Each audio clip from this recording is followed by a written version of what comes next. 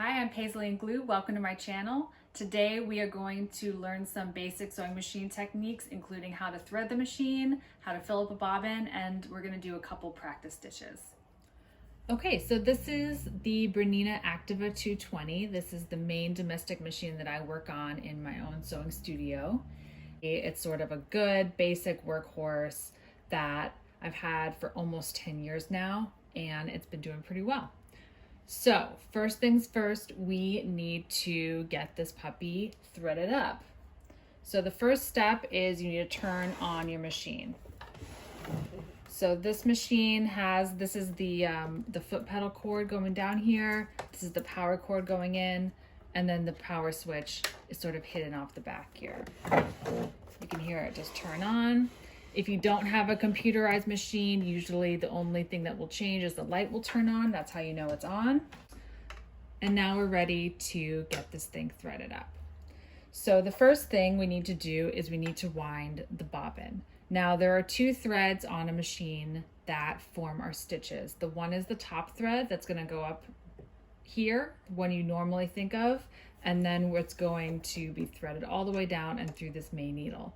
But there's a second thread that is the bobbin thread, and that lives in this bobbin housing that's underneath the throat plate, which is this metal piece here on the machine.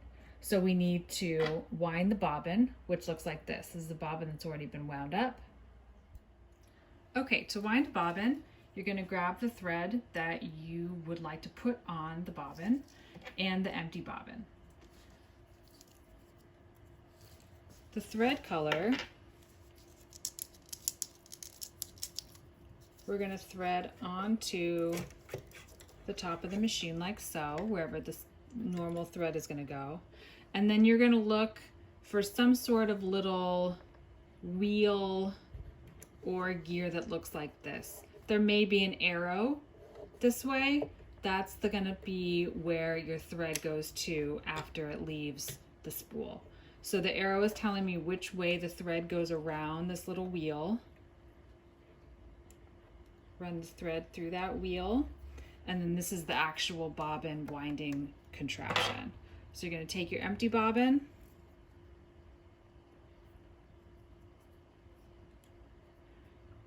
thread the thread through one of the holes in the bobbin like so, slide it onto that, and then this has an automatic needle disengager, which it looks like that, and so that's actually going to disengage the needle lower so that it doesn't spin super fast. Some machines have this, some of them don't. Usually if it doesn't have an automatic one, there's going to be a manual one on the side of the machine where you can twist the two wheels opposite each other, and that disengages the needle. But this has an automatic one, so I don't need to do that. So I've connected that. I'm going to hold on to this little tail, otherwise the thread is just going to spin through and get lost. And then I'm going to press the presser foot on my machine. And you can see,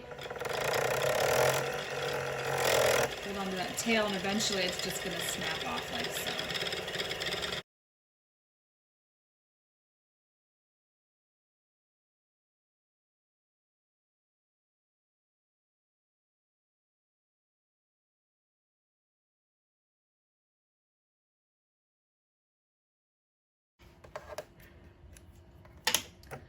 Snip that thread, and then this bobbin is ready to go into its casing.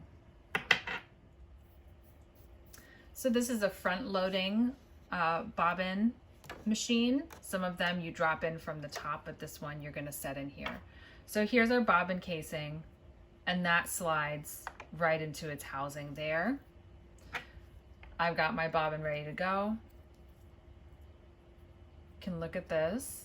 You can see there's a little slot here, and then the thread is going to pass under here, and that's what holds the thread at the correct tension so that the seam ends up correct.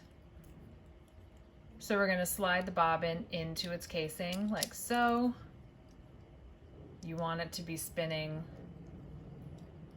counterclockwise. The thread goes into that little slot and slides under this plate to come out of that little gap. Some brands of machines, this works slightly differently. It's always sort of a variation on that theme though.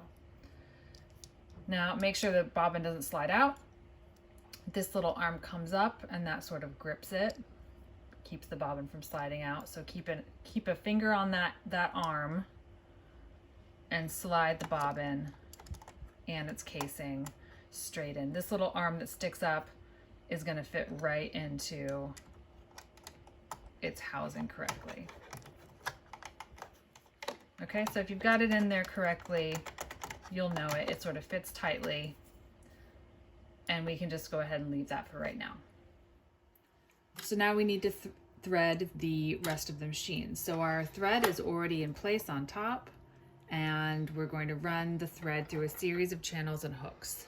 First down through there, behind this hook, across the top of the machine through that channel, behind this metal piece, up through the arm. It'll automatically go down through that hole, behind this hook that is above the needle, and then we can thread the machine front to back.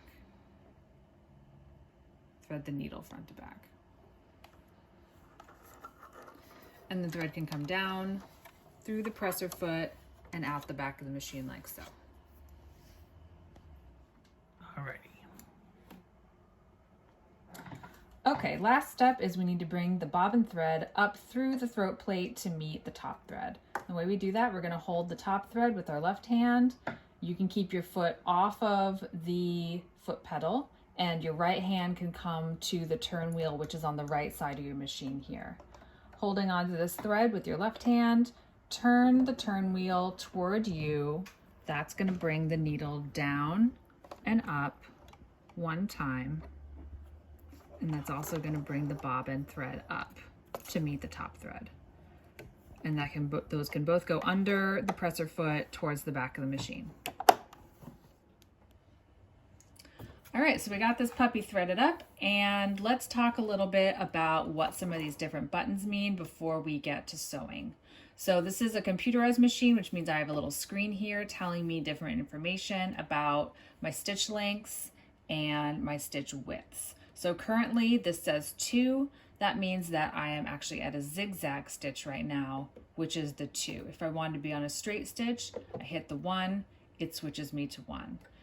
The top section of this screen says 0 to 5. That's telling me my stitch width. So that is if you're at a zigzag, how wide your zigzag is going to be.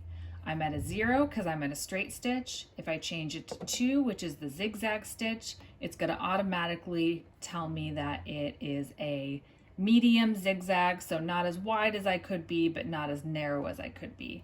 If I want to change that, that's what these buttons are for. So this is going to make the zigzag narrower. This is going to make the zigzag wider. I'm going to go ahead and change myself back to the straight stitch for now.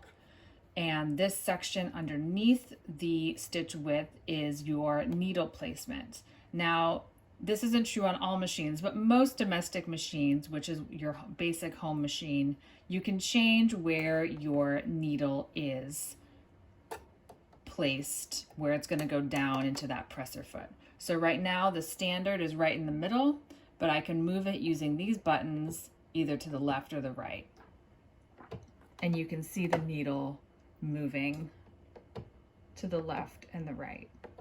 And the reason you want to do that is normally for reasons like putting zippers in, stitching piping, things that you want the needle to go all the way to the edge of the presser foot so that you get a nice tight, clean stitch along the edge of something. If you're top stitching something, there's lots of reasons. As you start to practice sewing, you'll start to realize when you want that to happen.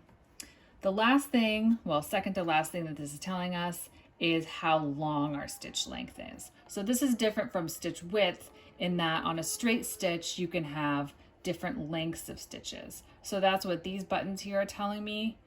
That's the shortest. It can go down towards the 0, or it can go up towards the 5.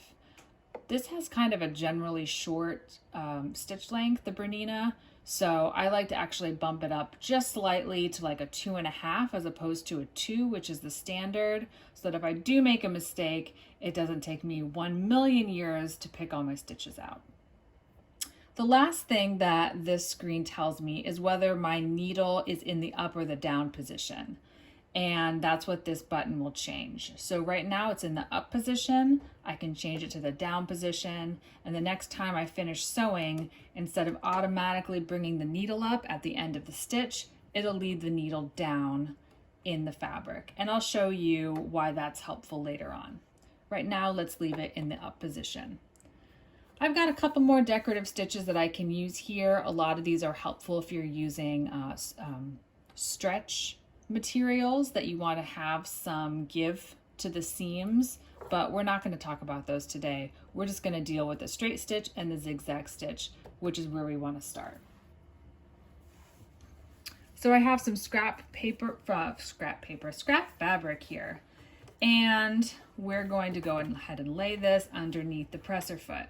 So remember, I have my 2 threads both coming out underneath the presser foot, which is this little guy, and towards the back of your machine. You want to make sure you have a couple inches of extra thread there so it doesn't pull out of the needle accidentally.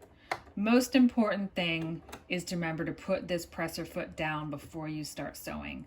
I would say 85% of the time when a new sewer has a seam that looks super funky and there's a bunch of bobbin art on the back of the fabric, it's because they've forgotten to put down this presser foot.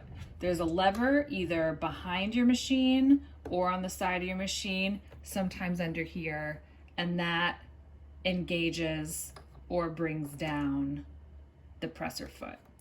And that should be tight enough that you can't easily pull the fabric out from underneath it. Before we get going, just want to tell you a little bit about how machines work. So the other thing is, this is the presser foot. We've talked about that. These 2 little things down here are called feed dogs. And those, if we make our machine go down a little bit by using the turn wheel by hand, you can see the feed dogs moving back and forth. So those are actually going to help us feed the fabric through the machine. So you don't have to pull the fabric. The machine should pull the fabric through the machine for you. So we're going to put the fabric back in here, bring that presser foot down. We're on a straight stitch. We're in the middle. I'm at sort of a normal stitch length. I think we're ready to go. Make sure your thread is pulled to the back, and then put your foot on the presser foot. And you can stitch usually as slowly or as quickly as you'd like to on the machine. And you can see if I bring my hands up, the machine is going to pull it through regardless. Your hands are just there to guide it. So I don't have a line here. I'm just stitching. Artistic-like.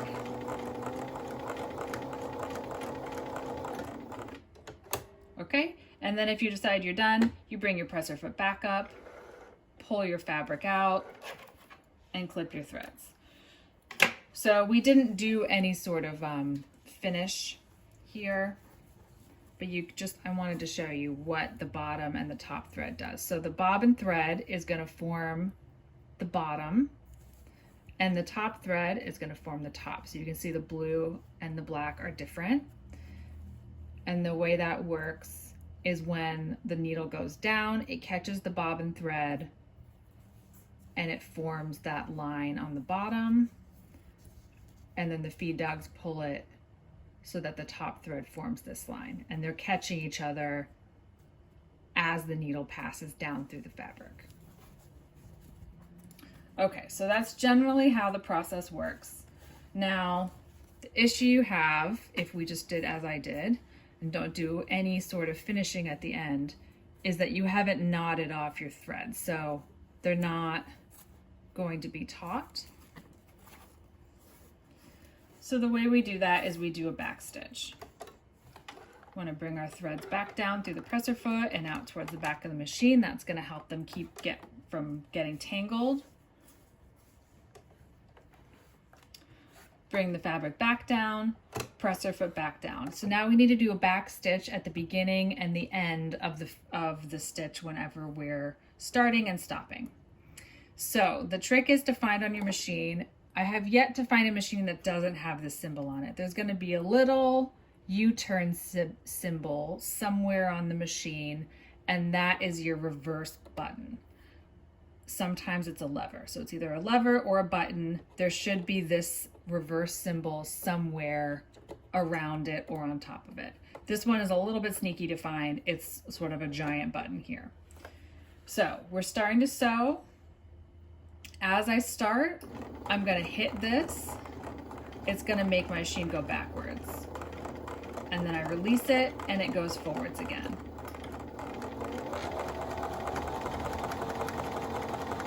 We get to the end, and then I want to do another back stitch and another forward stitch, and then you're done. Clip our threads, and now you can see that where I've back stitched is a much tighter stitch, and I'm not having the problem that I did before where I can easily pull those two fabrics apart. So that is your basic straight stitch. Just to show you the difference between that and a zigzag, we're going to change this to the zigzag stitch, keep it the standard width. We're going to go forward again, do our back stitch, go forward,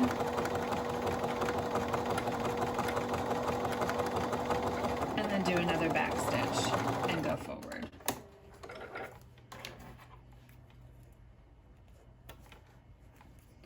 Clip our threads, beginning and end. And that's what that looks like. So you can see the back stitch does sort of make a little bit of a thicker line there on both the straight stitch and the zigzag. Okay, so that's basically sewing, combinations of all of those things. What I recommend when you're first starting to do this is to get some scrap fabric and draw some various shapes. So I have some angles and I have some swoopy shapes, and to just practice your back stitch, practice following the line. That's one of the most important things. This is where our needle down is going to come in handy. So I'm actually going to change that to needle down. And we're going to start at the beginning of this angle here. So presser foot down.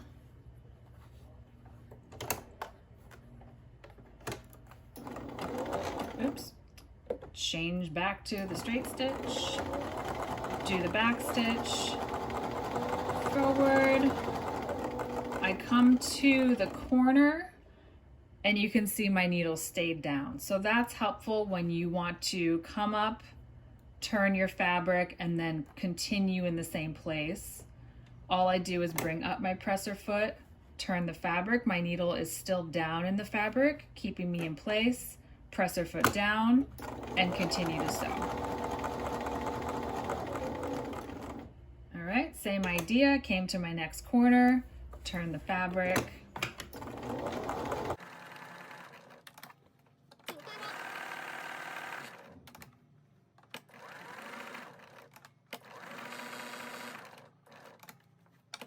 And now we get into our curves. So if it's a sort of wide curve, you can generally just ease the fabric into that shape, but if it's a tight curve like this, you may need to help it along. So sew a couple stitches, bring the presser foot up, sew a couple stitches until you're back on a little bit of a straightaway.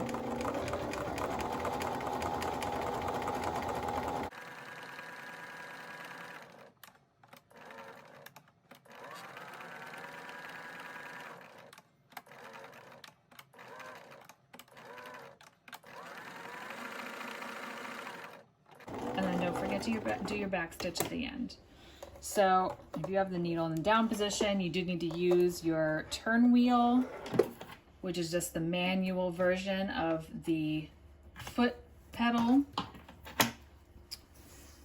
I didn't do a great job in staying in the lines, but this is just good practice to get you comfortable with using the machine and making angles and curves. I hope that helped you feel more comfortable using your new sewing machine, and let me know in the comments what your first project is going to be. I hope that helped you feel a little bit more comfortable